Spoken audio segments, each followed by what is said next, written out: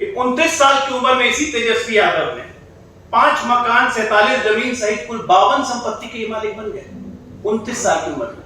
नमस्कार, आप देख रहे न्यूज़ PR और मैं हूं आपके साथ खुशी सिंह। बीजेपी नेता ने तेजस्वी यादव पे बड़े आरोप लगाए हैं। उन्होंने कहा है कि 29 साल की उम्र में 130 करोड़ के मालिक को कैसे बन गए, इतनी जमीन और इतने सारे प्रॉपर्टी उनके नाम कैसे हो गए।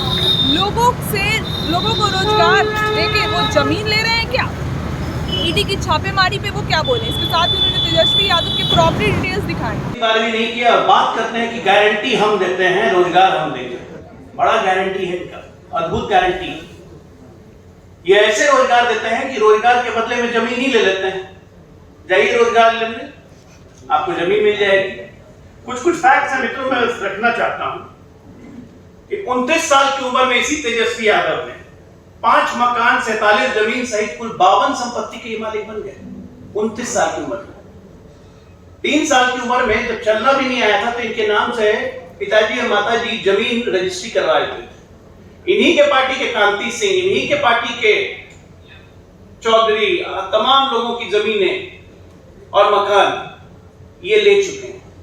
कहां से आया इतनी संपत्ति? ईडी ने जो इनकी संपत्ति जब्त की थी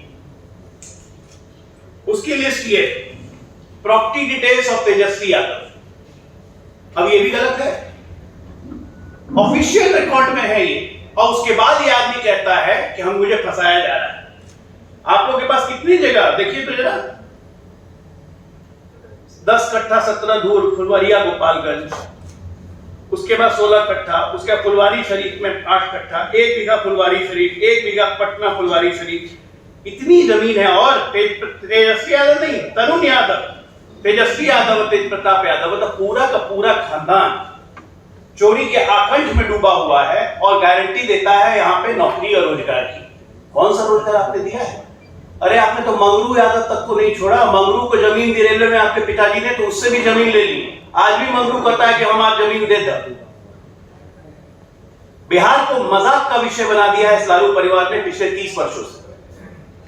आज जब हम बात करते हैं, प्रधानमंत्री बात करते हैं गारंटी की, तो उसमें एक आदमी उठ के आता कहता है गारंटी नहीं है, हमारा चाइनीज माल है। प्रधानमंत्री, शर्म नहीं आती?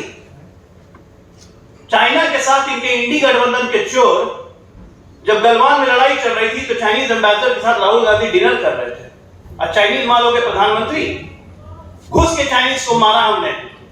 हमारे 20 जवानों की शहादत हुई, उनके 50 जवानों की शहादत हुई। ये मजाक उड़ाते हैं।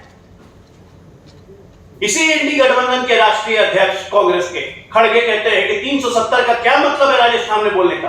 आप मुझे बताइए मीडिया के दोस्तों, बिहार के कम से कम 100 से ज्यादा जवान, हमारे अपने जवान शहीद हो चुके हैं उसी 370 के कारण कश्मीर की धरती पर। तो बिहार के लोगों का 370 से मतलब नहीं है।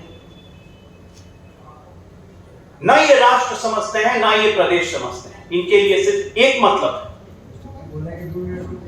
भ्रष्टाचार करो, सत्ता में रहो, पैसा बनाए रखो और भ्रष्टाचारी को बचाओ। सिंडिकेट बना लिया है टोटल। आपके माध्यम से आज मैंने ये सब इसलिए दिखाया है क्योंकि इस आदमी तेजस्वी यादव, अद्भुत तेजस्वी, बिना पढ़े लिखे इस आदमी को इतना ज्ञान आ गया कि काम के बदले जमीन कैसे लेना है, काम के बदले पैसा कैसे लेना है, संपत्ति कैसे बनानी है, और अब नया तेजस्वी निकलना है, सत्ता में अपने आप को स्थापित कैसे करना है। क्योंकि मैंने बोला ना, अल्फा मेल बूढ़ा हो गया। अल्फा मेल के बूढ़ा होने से ग्रुप में बहुत झंझट होती है। उस झंझट में अपने आप को स्थापित करने की रेस लगी हुई है।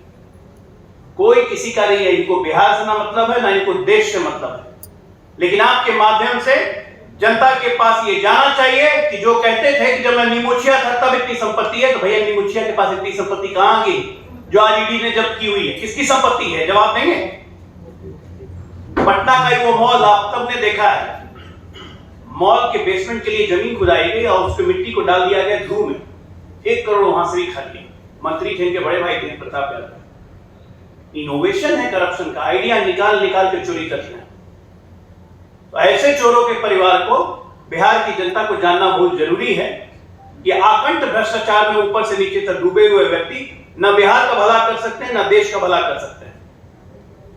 लोकसभा चुनाव इनके लिए सिर्फ पैसा अर्जित करने का जरिया बन गया है। चीनी चाट रहे हैं, तो मैं उम्मीद करता हूं कि चीनी कम चाटें तो डायबिटीज हो जाएगा। धन्यवाद।